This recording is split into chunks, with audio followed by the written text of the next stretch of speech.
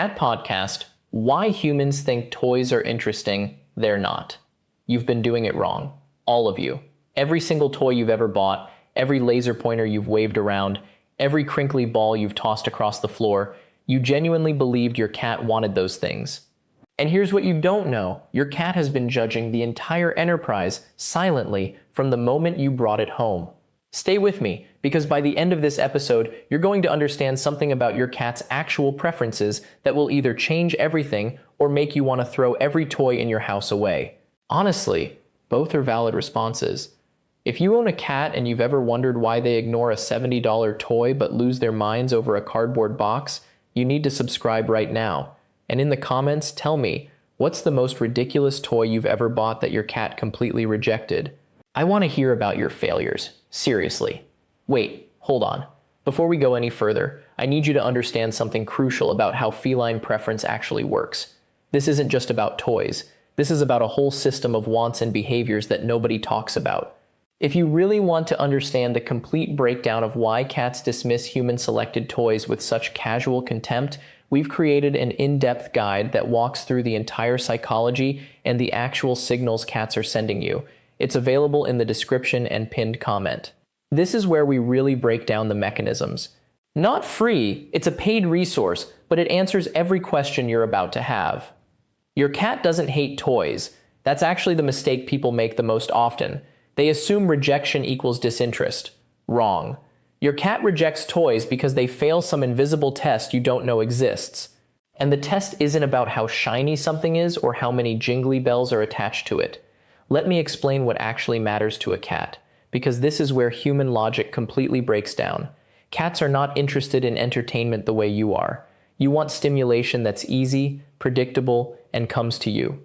A cat wants something almost opposite. Movement matters, but not just any movement. The movement has to be prey adjacent. A toy mouse sitting on your floor does nothing for your cat because it isn't moving like actual prey. It's static.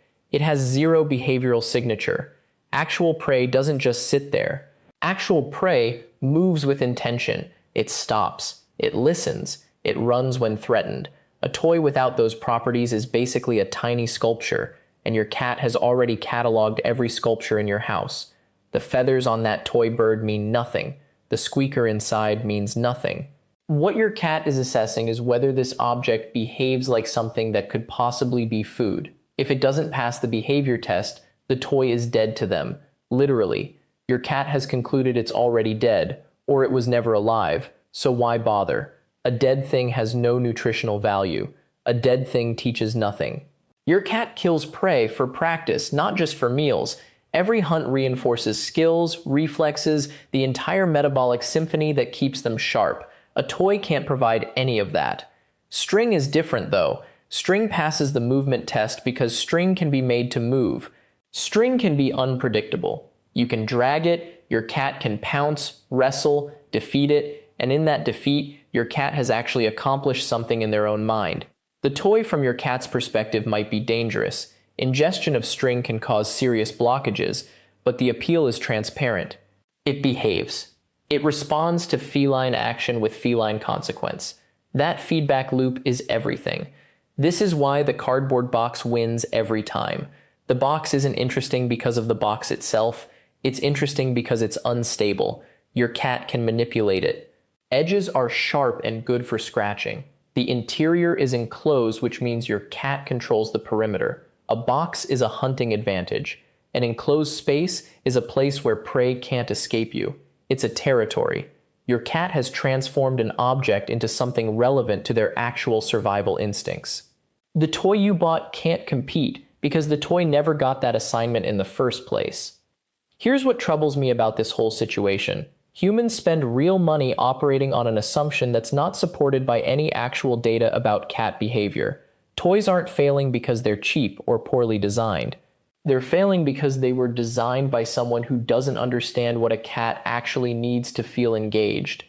You want to know what I find most offensive? When humans ask me to explain my preferences as though I haven't been doing this for thousands of years. As though I need their permission or validation to understand my own motivations. They see me ignore a toy mouse and assume I'm broken somehow. that there's something wrong with the toy, that maybe a different texture or color would finally crack the code. No, the code was never cracked because there is no code to crack.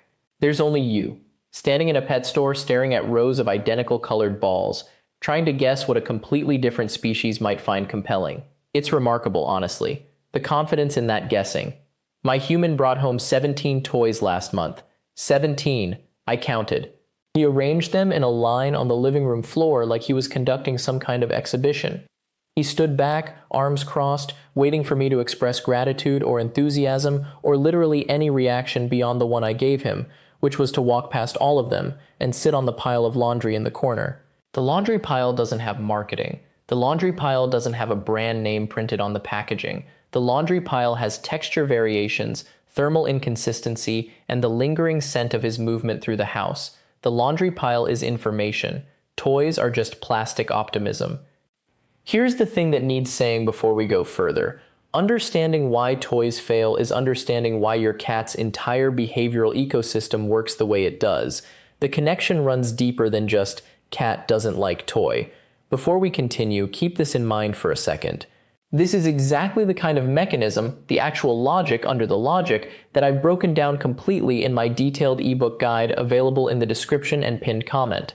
That guide walks through the neurobiology of feline engagement, the prey-drive hierarchy, and how to recognize what your specific cat is actually signaling when they ignore things.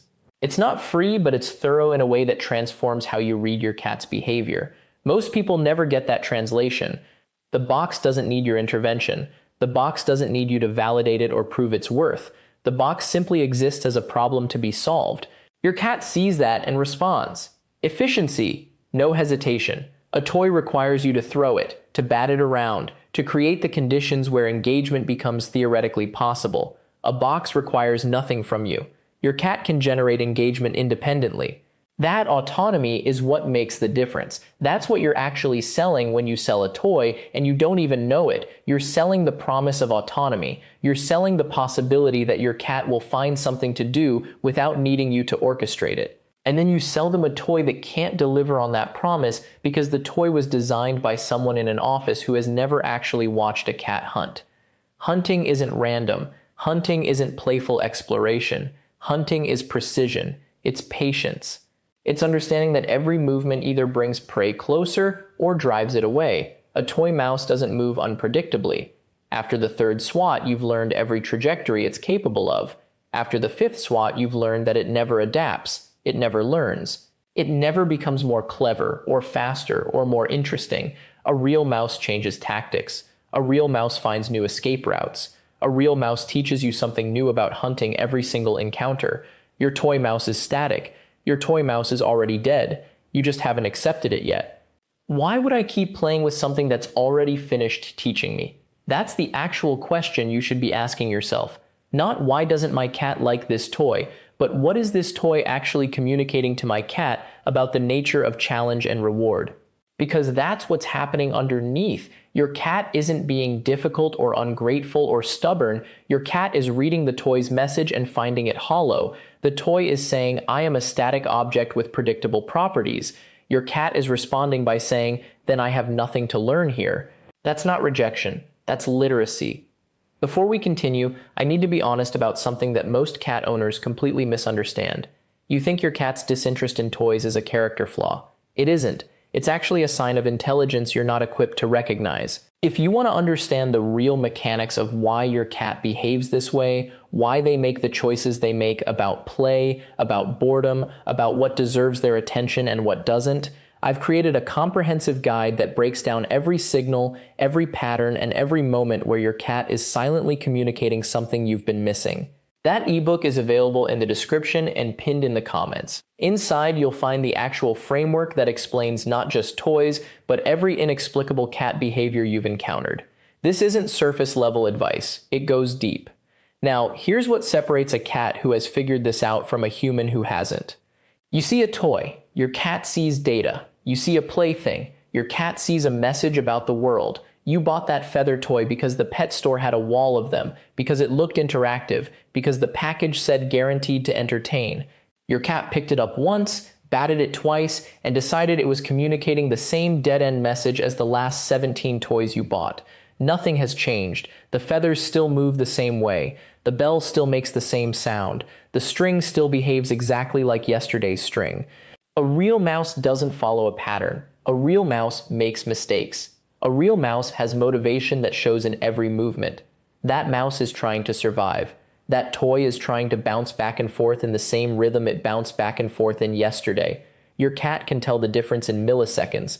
You cannot. This is where your confidence becomes your blind spot. You assume that because something entertains you, it should entertain your cat. You find it amusing to watch something happen the same way over and over. Consistency feels like safety to you. It feels like boredom to your cat. There's something you need to understand about motivation. Your cat is motivated by outcomes that matter. Does the toy represent a real threat that needs to be neutralized? Then I'm interested. Does the toy move in a way that suggests it's alive and needs to be controlled? Then I'll engage. Does the toy respond to my attack by changing its strategy, by trying to escape, by showing genuine signs of resistance? Then I'm invested. Your toy does none of those things. It sits there, you move it moves back, you move it again. Same movement, same response, same outcome. This isn't entertainment for your cat. This is data that your cat has already processed. Your cat's eyes are designed to track micro movements, to detect changes in direction, to notice when something deviates from expected behavior. When you move a toy in a straight line, your cat can predict where it's going. When a real prey animal moves, it panics. It changes direction. It stops. It suddenly sprints. These are the variations that keep a cat's attention alive. Without them, your cat is looking at a rhythm, not a challenge. And rhythms are boring after the information is extracted. But there's another layer to this that makes it even clearer. Your cat isn't avoiding toys because of stubbornness. Your cat is avoiding toys because they've calculated that the effort required to engage with them doesn't match the reward. This is called optimal foraging behavior. In the wild, an animal must decide whether hunting a particular prey is worth the energy expenditure. If the mouse is too small, or the bird is too fast, or the rabbit requires too much pursuit, a predator might skip it and wait for better odds. Your toy presents the same mathematical problem. The effort you must expend to make this toy interesting doesn't balance against the reward of catching something that doesn't learn, doesn't adapt, doesn't provide that final moment of genuine success. Your cat has run the calculation. The numbers don't work in the toy's favor. And this is where we arrive at the secret I promised you at the beginning of this episode. The real reason humans think toys are interesting isn't a mystery rooted in cat psychology at all. It's a mirror held up to human nature itself. You think toys are interesting because you are interesting. Your brain is wired to be entertained by novelty, by color, by movement, by the promise of play. You project those values onto your cat without asking whether your cat shares them. You see a toy and think fun. Your cat sees a toy and thinks resource allocation problem.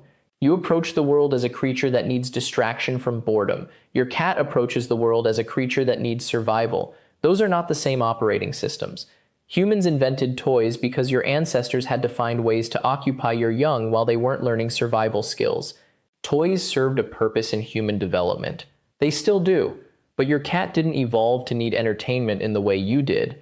Your cat evolved to need precision, stealth, calculation, and the authentic feedback of a real hunt. When you offer a toy, you're offering something your cat's brain has already deemed insufficient. It's not rejection of the toy, it's rejection of the premise. This matters because it explains why your cat can ignore 100 expensive toys but will stalk a dust particle for 20 minutes. The dust particle is real, it moves unpredictably, it can hide, it requires strategy. Your cat's brain recognizes authentic challenge in a way it simply cannot recognize it in a mass-produced fabric tube stuffed with catnip. Your cat isn't broken, your cat isn't lazy, your cat isn't being difficult to spite you. Your cat is being a cat, which means your cat is being honest about what actually holds value in a predator's world. The toy fails that test every single time. Nothing personal, just biology. So what does this mean for you, the human who spent good money on that toy?